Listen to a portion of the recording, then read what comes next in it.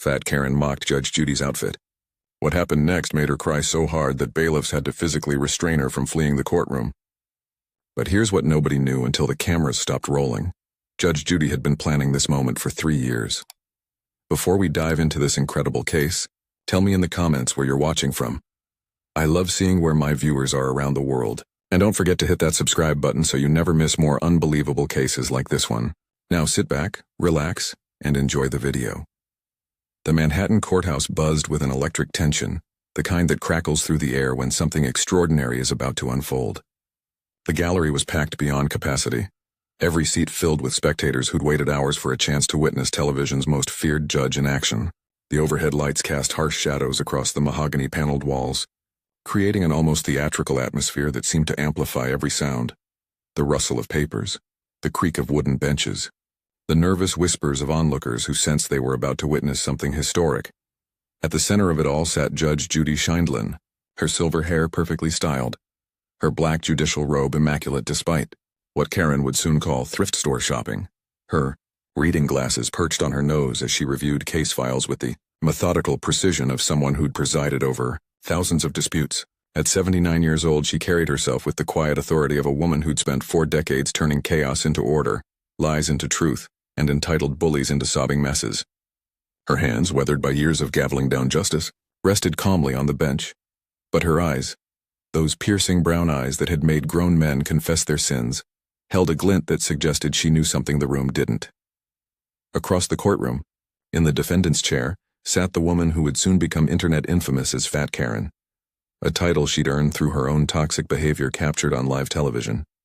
Brenda Morrison, a 42-year-old property manager from Queens, shifted uncomfortably in her seat, her oversized designer handbag clutched against her chest like armor. She wore what she considered her courtroom power outfit, a too-tight leopard print blouse that strained against her considerable frame, paired with gold jewelry that caught the harsh courtroom lights with every nervous movement. Her bleached blonde hair was teased into what she called professional volume, but what looked more like a desperate attempt to add height to her shrinking confidence. The case seemed routine enough, a property dispute involving unpaid rent and alleged harassment. But Morrison had no idea she was walking into a carefully orchestrated trap that Judge Judy had been setting since their first interaction 3 years ago. The air hung thick with anticipation as Morrison whispered to her overpriced lawyer, completely unaware that her courtroom microphone was already live, already broadcasting her venomous words to millions of viewers who were about to witness the most spectacular meltdown in television courtroom history. Judge Judy's bailiff, Petrie Hawkins Bird, stood at attention, his trained eye already reading the room's dangerous energy. In his 25 years of service, he'd seen Judge Judy dismantle thousands of difficult defendants, but something about today felt different. The judge's preparation had been unusually thorough, her research more extensive than normal. She'd spent extra hours reviewing not just Morrison's case, but her entire history. Every court appearance, every complaint filed against her, every victim she'd left in her wake. As the cameras rolled and the red recording lights blinked to life, Morrison had no idea that her casual insult about Judge Judy's appearance would trigger the most devastating courtroom takedown ever broadcast. The room held its collective breath, sensing that what was about to unfold would be talked about for years to come, shared across every social media platform, and studied as a masterclass in how true authority handles disrespect. Judge Judy adjusted her glasses one final time, her fingers drumming silently against the bench, and the faintest smile played at the corner of her mouth, the expression of a master chess player who was about to deliver checkmate. It started with a snicker. Brenda Morrison, adjusting her leopard print blouse for the 3rd time in 5 minutes, leaned toward her lawyer and whispered what she thought was a private observation. "Look at that old bat," she hissed, her voice dripping with the kind of entitled venom that had made her notorious in her Queens neighborhood. "Probably shops at Goodwill for those ugly robes." The courtroom microphone, however, had other plans for her cruel commentary, broadcasting every syllable to the packed gallery and the millions of viewers watching at home.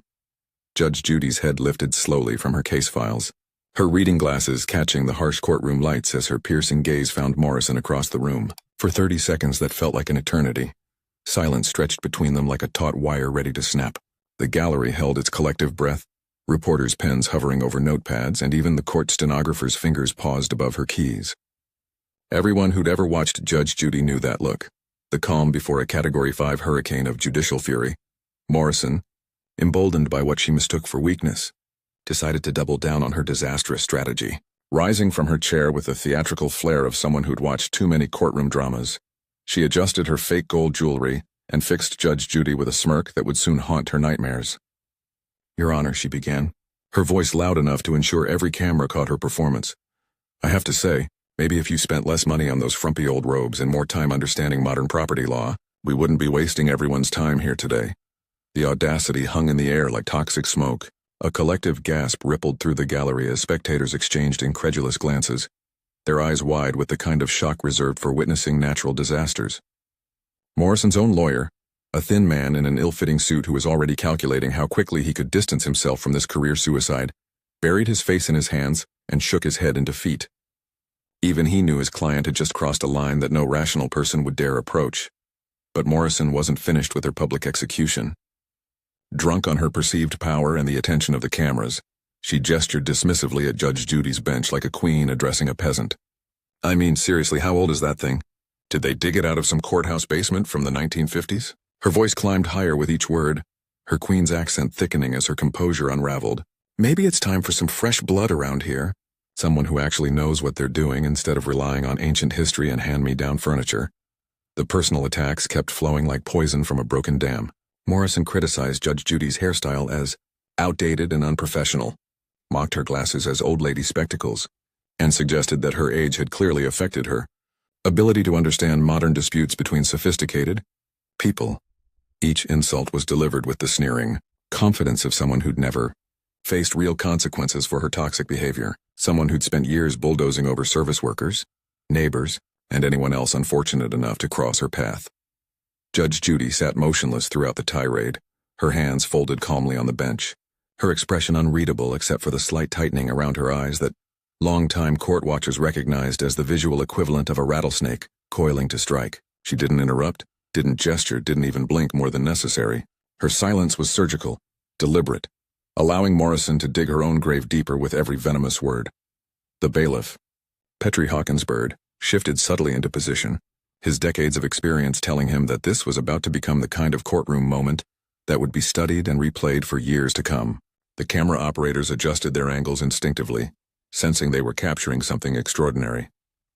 Social media was already beginning to buzz as viewers shared their shock at Morrison's unprecedented disrespect, with hashtags beginning to trend before the confrontation had even reached its crescendo. Morrison finally sat down, her chest heaving with the exertion of her verbal assault, a satisfied smirk playing across her lips as she whispered to her mortified attorney, "That's how you handle these old-school judges. You show them who's really in charge." She had no idea that she'd just handed Judge Judy the perfect ammunition for what would become the most devastating judicial takedown in television history, or that the 3-year plan Judge Judy had been carefully crafting was about to unfold. With the precision of a Swiss watch and the fury of a biblical reckoning, the silence that followed Morrison's tirade wasn't empty, it was loaded, like the moment before thunder splits the sky. Judge Judy removed her glasses with deliberate precision, cleaning them slowly with a cloth she kept specifically for moments when she needed to buy herself time to choose between mercy and annihilation. Today mercy wasn't on the menu. When she finally spoke, her voice was so quiet that the entire courtroom leaned forward unconsciously, straining to catch every syllable. "Ms. Morrison," she began, her tone carrying the deceptive calm of deep ocean waters hiding dangerous currents beneath. "Let's talk about appearances for a moment, shall we?" The words drifted across the courtroom like silk wrapped around steel, beautiful and deadly in equal measure. Judge Judy reached beneath her bench and withdrew a thick manila folder that seemed to materialize from nowhere, its contents promising revelations that would shatter Morrison's world. The folder was well worn, its edges soft with handling, suggesting this wasn't a recent compilation but something that had been building over time. Morrison's smirk faltered for the first time as she watched Judge Judy's weathered hands open the folder with the precision of a surgeon making the first incision. "You see, Ms. Morrison, when someone walks into my courtroom and decides to make this personal, they better be prepared for me to return the favor." Judge Judy's eyes never left Morrison's face as she spoke, watching with clinical interest as the color began to drain from her opponent's cheeks. "But unlike you, I don't deal in insults and cheap shots. I deal in facts." The first document emerged from the folder like evidence from a crime scene. Judge Judy held it up just high enough for the cameras to catch its official seal, but not high enough for anyone to read its contents. A masterful tease that had every viewer leaning closer to their screens. "This, Ms. Morrison, is your credit report from last month. Would you like me to share your current financial situation with our viewing audience? Morrison's lawyer tried desperately to interject, his voice cracking as he stammered about relevance and procedure. But Judge Judy silenced him with a single raised finger. The gesture was small but carried the weight of 4 decades of judicial authority, instantly restoring order to her domain. I'm just getting started, Judge Judy continued, her voice growing stronger with each word like a storm gathering momentum. She pulled out another document, then another, each one landing on her bench with a soft thud that echoed through the silent courtroom like gunshots. See, when you attack someone's professionalism, you better make sure your own house is in order first. The psychological warfare was exquisite. Judge Judy wasn't just defending herself. She was systematically dismantling Morrison's entire foundation of arrogance. With each document revealed, Morrison shrank further into her chair, her earlier bravado evaporating like morning mist under a scorching sun. The woman who had strutted into the courtroom like she owned it was now visibly trembling, her hands gripping the arms of her chair as she began to understand the magnitude of her miscalculation. The gallery sensed the shift in power, their earlier shock at Morrison's audacity, now transforming into anticipation for Judge Judy's response. Social media exploded with speculation about the contents of that mysterious folder, while Morrison sat frozen, finally realizing she hadn't walked into a simple property dispute. She'd walked into a carefully orchestrated demonstration of why you never, ever challenge Judge Judy's authority. Judge Judy's fingers drummed once against the bench, a subtle signal to those who knew her well that the gloves were officially coming off. She lifted the first document from her collection like a prosecutor, presenting murder weapon evidence, her voice taking on the measured cadence of someone who'd spent decades destroying lies with nothing but truth. Ms. Morrison, since you're so concerned about my shopping habits, let's discuss yours. The words hung in the air like a death sentence as Judge Judy's eyes scanned the paper with theatrical precision. According to Macy's credit department, you currently owe them $12,147 for merchandise you purchased but never paid for. That includes the very handbag you're clutching right now. Morrison's face went ashen, her grip tightening on the designer bag as if she could somehow make it disappear. The gallery murmured with the hungry anticipation of spectators watching a public execution, their phones already recording what was clearly becoming the courtroom moment of the decade. But Judge Judy was just warming up. She reached for another document, this one bearing the official seal of the New York Housing Authority, and this fascinating report details your history as a tenant. Evicted 3 times in 5 years for non-payment of rent, with additional citations for disturbing the peace, harassment of neighbors, and, she paused for dramatic effect, destruction of property during your tantrum-filled departures. The precision of Judge Judy's assault was surgical. Each revelation wasn't just an attack on Morrison's credibility. It was a systematic demolition of the false persona she'd built her entire adult life around.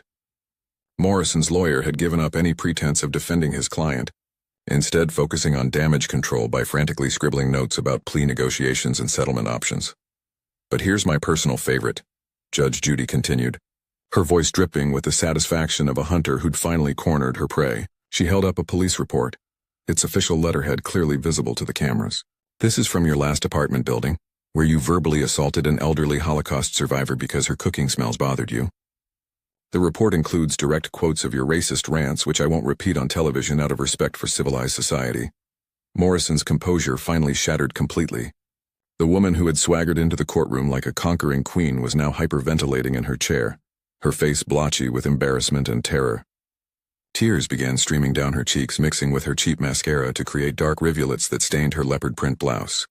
You see, Ms. Morrison, Judge Judy said, setting the police report down with a finality that echoed through the silent courtroom. When you attack someone's character, you better pray your own can withstand the scrutiny. And yours, I'm afraid, is about as authentic as that knockoff Gucci bag you're strangling. The courtroom held its breath as Morrison's entire fabricated world collapsed around her, each document another nail in the coffin of her credibility. Judge Judy rose from her bench like justice incarnate, her black robe flowing behind her as she stepped forward with the commanding presence that had made her a household name. The courtroom fell into cathedral silence, every soul present sensing they were about to witness something legendary. Morrison's sobs echoed pathetically in the stillness, but Judge Judy's voice cut through the chaos like a blade through silk. Ms. Morrison, she began, her words measured and deadly. You walked into my courtroom and decided to mock this robe. She touched the fabric with reverence, her gesture carrying the weight of 40 years of service. This robe has presided over justice for 4 decades. It has comforted victims, held criminals accountable, and protected the innocent. Your outfit has accomplished what exactly? Fooling people into thinking you're successful, The gallery gasped as Judge Judy delivered the killing blow with surgical precision. You want to discuss appearances? Let's talk about the appearance of justice. This case isn't just about unpaid rent, Ms. Morrison. It's about a pattern of fraud, deception, and cruelty that ends today. Morrison's crying intensified to full-blown hysteria, her makeup now completely destroyed, her fake designer facade literally melting away under the harsh courtroom lights. She tried to speak through her tears, but only incoherent babbling emerged as the weight of public humiliation crushed her completely. Judge Judy's final verdict landed with the force of a gavel strike to the soul. I'm awarding full damages to the plaintiff, plus court costs plus punitive damages for your fraudulent behavior. But more importantly, I'm referring your case to the District Attorney's Office for criminal prosecution. The courtroom erupted in stunned murmurs as the full scope of Morrison's downfall became clear. And Ms. Morrison, Judge Judy added, her voice dropping to a whisper that somehow carried more power than any shout. The next time you want to judge someone's appearance, I suggest you look in a mirror first. Because what I see is a woman whose entire life is as fake as that purse you're clutching. Morrison collapsed completely, her body racked with sobs so violent that the bailiff moved forward, ready to assist. The woman who had entered the courtroom with such arrogance was now a broken, crying mess, her humiliation broadcast to millions of viewers who watched in stunned fascination as Karma delivered its most spectacular performance in television history. As Morrison's sobs echoed through the courtroom, like the death rattle of entitled arrogance, Judge Judy turned her attention to the cameras, her weathered face softening with the wisdom that only comes from a lifetime of witnessing humanity's best and worst moments. The harsh courtroom lights seemed to dim around her as she spoke directly to the millions watching, transforming from an avenging angel of justice back into the grandmother figure who had guided America through decades of moral clarity.